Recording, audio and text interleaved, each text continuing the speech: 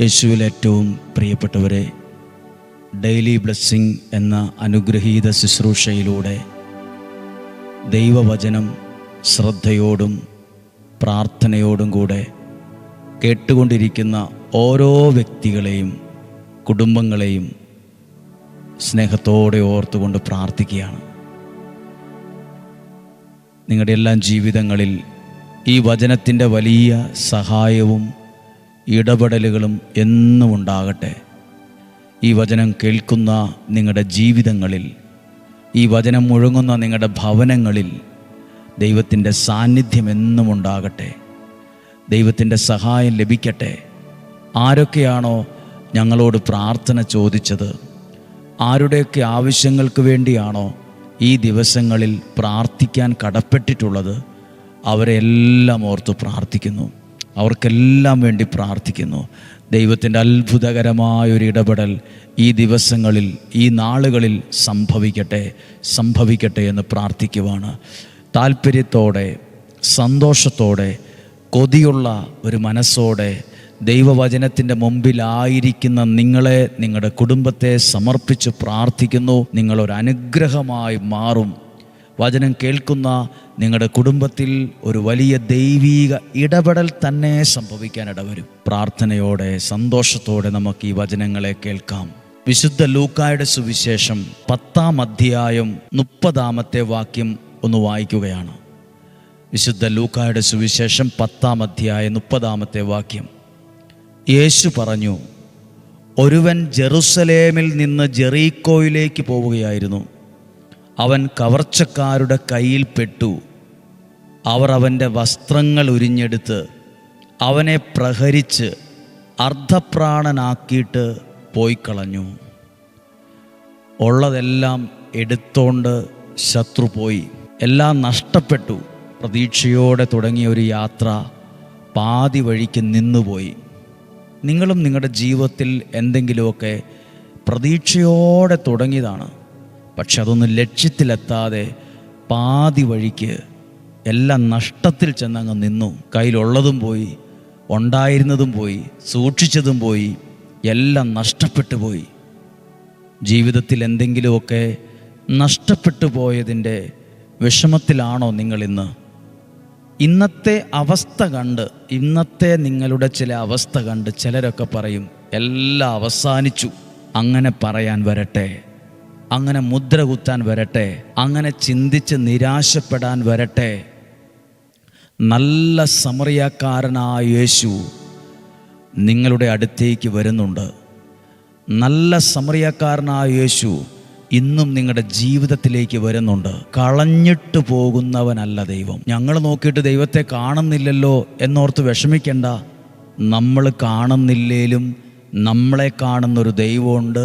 എൻ്റെ അവസ്ഥ കണ്ട്, ഇന്നത്തെ സാഹചര്യം കണ്ട്, ഈ നഷ്ടം കണ്ട് ഒപ്പം കൂടിയവരും പണ്ടുണ്ടായിരുന്നവരും സുഹൃത്ത് വലയത്തിലുള്ളവരും പ്രിയപ്പെട്ടവരും കുടുംബക്കാരും ചിലപ്പോൾ കളഞ്ഞിട്ട് പോകുമായിരിക്കാം, ഉപേക്ഷിച്ചിട്ട് പോകുമായിരിക്കാം.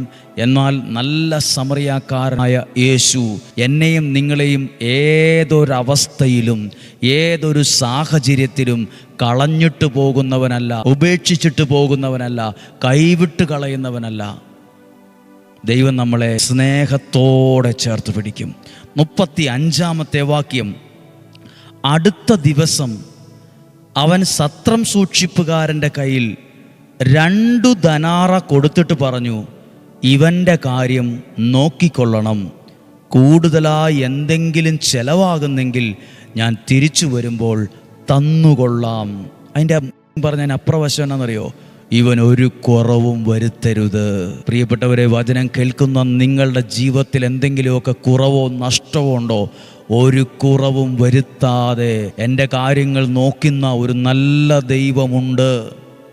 ഇപ്പോൾ നിങ്ങൾ ചിന്തിക്കുന്നുണ്ട്, എൻ്റെ കൊച്ചിൻ്റെ ഫീസ് എങ്ങനെ അടയ്ക്കും, ഈ കല്യാണം എങ്ങനെ നടത്തും, ഈ വീട് പണി എങ്ങനെ പൂർത്തിയാകും, ഈ സാമ്പത്തിക ബാധ്യത എങ്ങനെ തീർന്നു കിട്ടും, ഈ ജപ്തി എങ്ങനെ മാറിക്കിട്ടും, ഈ സ്ഥലം എങ്ങനെ വിൽക്കാൻ പറ്റും. 100 കൂട്ടം കാര്യങ്ങളെ ഓർത്ത് വേവലാതിപ്പെടുന്ന ഉത്കണ്ഠയുള്ളൊരു മനസ്സ് കാണുമായിരിക്കാം. പക്ഷെ ഇവിടെ എഴുതിയിരിക്കുന്ന വായിച്ചു കേട്ടോ, അവൻ്റെ കാര്യം നോക്കിക്കൊള്ളണം, ഒരു കുറവും വരുത്തരുത്. മറ്റൊരു വാക്കി പറഞ്ഞാൽ അവൻ്റെ ഉത്തരവാദിത്വം മുഴുവൻ ഏറ്റെടുക്കുന്ന ഒരു സമറിയാക്കാരനെ കാണാൻ പറ്റും. യേശു ആരാണ്? ഞാനും നിങ്ങളും വിശ്വസിച്ച് ആരാധിക്കുന്ന യേശു ആരാണ്? പ്രാർത്ഥിക്കുന്നവരുടെ മനസ്സ് തകർന്ന് ജീവിതത്തിൽ പല പ്രതീക്ഷകളും നഷ്ടപ്പെട്ടു പോയ എൻ്റെയും നിങ്ങളുടെയും ജീവിതത്തെ ഏറ്റെടുക്കുന്നവനാണ് ദൈവം. എന്തു നഷ്ടത്തിൽ തകർന്നു പോയാലും അവനെ എത്തേണ്ടിടത്ത് എത്തിക്കുന്നത് കണ്ടോ? അവിടെ എങ്ങാനും കിടക്കട്ടെ, എന്തേലും ആകട്ടെ, നമുക്കെന്നാ ഛേദം? നമ്മുടെ ആരും അല്ലല്ലോ, നമുക്കതിന് വേണ്ടാത്ത വയ്യാവേലിയൊന്നും എടുക്കണ്ട. ഇതൊന്നും ഇവിടെ കാണുന്നില്ല. മനുഷ്യൻ പറയും നിങ്ങൾക്കെന്നാ ഛേദം, അവിടെ എങ്ങാനും കിടക്കട്ടെ, വരുത്തി വച്ചതല്ലേ, അങ്ങനെയല്ലേ ഇങ്ങനെയല്ലേ. സമറിയാക്കാരൻ അങ്ങനെയല്ല പറഞ്ഞത്. നല്ല സമറിയാക്കാരൻ അവനൊരു കുറവും വരരുത്. വചനം കേൾക്കുന്ന നിങ്ങളുടെ ജീവിതത്തിൽ ഒരു കുറവും വരാൻ ദൈവം സമ്മതിക്കില്ല കേട്ടോ. ഒരു കുറവും വരുത്താൻ ദൈവം സമ്മതിക്കില്ല കേട്ടോ. നിങ്ങളുടെ കുടുംബത്തിൻ്റെ, മക്കളുടെ, കൊച്ചുമക്കളുടെ ജീവിത സാഹചര്യങ്ങളുടെ ഉത്തരവാദിത്വം ഏറ്റെടുക്കുന്ന ഒരു നല്ല ദൈവമുണ്ട്. എന്നെ കൈവിട്ട് കളയില്ല, എന്നെ ഉപേക്ഷിച്ചിട്ട് പോവില്ല, കണ്ടിട്ടും കാണാത്ത പോലെ മുഖം തിരിച്ച് കടന്നു പോകില്ല. നമ്മുടെ പ്രിയപ്പെട്ടവർ പോലും, സ്നേഹിക്കുന്നവർ പോലും ചില അവസ്ഥയിൽ നമ്മളെ കണ്ടാൽ മുഖം തിരിച്ച് കണ്ടിട്ടും കാണാത്ത പോലെ അങ്ങ് പോവും. കണ്ടാലും കാണാത്ത പോലെ, കേട്ടാലും കേട്ടിട്ടില്ലാത്ത പോലെ മൈൻഡ് ചെയ്യാതെ പോവും. ആരാണ് ദൈവം? ആരാണ് യേശു? നല്ല സമറിയാക്കാരുടെ ഉപമയിൽ ആരാണ് യേശു എന്ന് പറയുന്നുണ്ട്. നിങ്ങളുടെ അവസ്ഥയിൽ കണ്ടിട്ടും കാണാത്ത പോലെ പോകുന്ന ദൈവമല്ല, കണ്ടിട്ട് ആ അവസ്ഥയിലേക്ക് അടുത്തു വന്ന് നിനക്ക് വേണ്ടതൊക്കെ ചെയ്ത് നിന്നെ എത്തേണ്ട സ്ഥലത്ത് എത്തിച്ച് അവിടെ നിന്റെ കാര്യത്തിന് ഒരു കുറവും വരാതെ ഉത്തരവാദിത്വമുള്ള കരങ്ങളിൽ ഏൽപ്പിച്ചിട്ട് പോകുന്ന പോലെ അവനൊരു കുറവും വരരുത്. അവൻ എന്തേലും ആവശ്യം വന്നാൽ ഞാൻ വീണ്ടും വന്ന് തന്നുകൊള്ളാമെന്നും പറഞ്ഞ് ഉത്തരവാദിത്വം ഏറ്റെടുക്കുന്ന ഒരു സമറിയാക്കാരൻ തന്നെയാണ് ഈ നല്ല സമറിയാക്കാരൻ. യേശു തന്നെയാണ്. പ്രാർത്ഥിക്കാൻ പോവാണ്. കർത്താവേ, അങ്ങയുടെ കരങ്ങളിലേക്ക് പൂർണ്ണമായും ഏൽപ്പിച്ചു തരികയാണ്. ഈ ദിവസം ഈ പറഞ്ഞ വചനവുമായി ചേർത്ത് വച്ച് വിഷമിക്കുന്ന മനസ്സുകളുണ്ടാകാം. നിങ്ങളുടെ ജീവിതത്തിൽ ദൈവത്തിൻ്റെ കരമെന്ന് വെളിപ്പെടുന്നത്, ചില സൗഖ്യത്തിൻ്റെ തലോടലുകൾ ലഭിക്കുന്നത്, ചില നന്മകൾ അനുഭവിക്കുന്നത്, ചില പ്രതിസന്ധികളിൽ നിന്ന് ദൈവം നിന്നെ പൊക്കിയെടുക്കുന്ന വിലപ്പെട്ട അനുഭവങ്ങൾ ഉണ്ടാകട്ടെ. ദൈവം നിങ്ങളെ സഹായിക്കട്ടെ. ദൈവത്തിൻ്റെ അത്ഭുതമുള്ള കരങ്ങൾ കാണാൻ ഇടയാകട്ടെ. ദൈവത്തിൻ്റെ സ്നേഹ സാന്നിധ്യം അനുഭവിക്കാൻ ഇടവരട്ടെ. ഏതെല്ലാം പ്രാർത്ഥനകൾക്കാണോ ഇപ്പോൾ പ്രാർത്ഥിക്കുന്നത്, ഏതെല്ലാം വിഷയങ്ങളാണോ നിങ്ങളുടെ മുമ്പിൽ ഇന്നുള്ളത്, അതിന്മേലെല്ലാം ദൈവത്തിൻ്റെ അത്ഭുതങ്ങൾ നടക്കുവാൻ പ്രാർത്ഥിക്കുവാണ്. നിങ്ങളുടെ ആവശ്യങ്ങളെ ഈ വചനത്തോട് ചേർത്ത് വെച്ച് തള്ളിക്കളയില്ല ദൈവം. കളഞ്ഞിട്ട് പോകില്ല, ഉപേക്ഷിച്ച് കളയില്ല. ദൈവത്തിൻ്റെ അത്ഭുതമുള്ള കരങ്ങൾ നിങ്ങൾ കാണും.